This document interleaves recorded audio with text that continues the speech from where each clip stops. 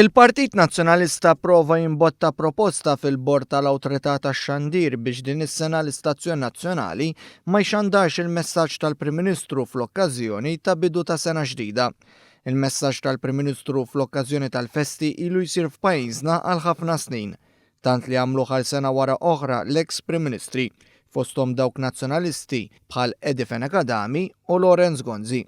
Isiru wkoll fid-demokrazija kollha madwar id-dinja mhux l-inqas fil-pajjiżi tal-Unjoni Ewropea.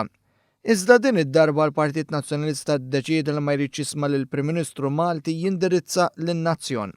It-tentattiv iddisprat biex iwaqqaf dan il-messaġġ għamlu fl-laqgħa tal-Awtorità tax-Xandir it-tnejn wara nofsinhar.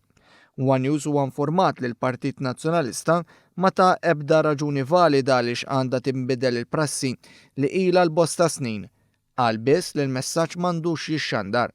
Messaġġi simili fi żminijiet ta' festi jsiru wkoll mill-President tar-Repubblika u l-Arċisqof, messaġġi li kuntrarju għal dak tal-Prim Ministru, il-Partit Nazzjonalista m'għandux problemi bihom.